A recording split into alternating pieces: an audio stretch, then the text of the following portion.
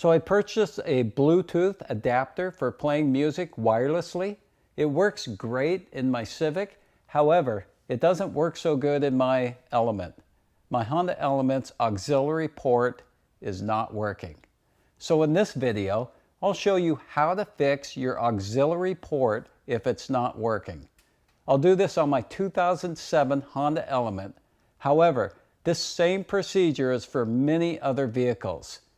With my method, there's no parts or soldering needed. This will cost you nothing but 20 minutes of your time. Let's get started. I'm using a small paper clip to make a special tool which will jump the yellow and the blue wire.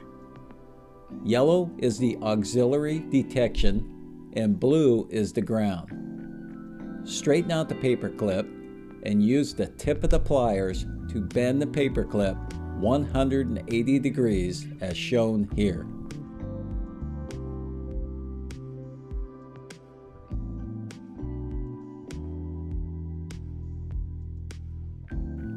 Once it's straight, cut it off. This is what it should look like once it's done.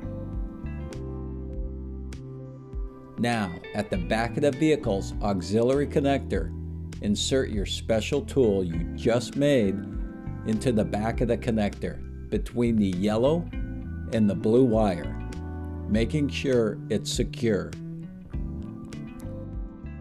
Now test the radio to make sure everything works. Auxiliary detection is no longer available. You will need to manually press the aux button.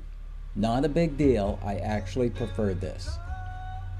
Now that I'm done, I found a faster and easier way I'd like to share. This involves removing the radio, which is actually much easier.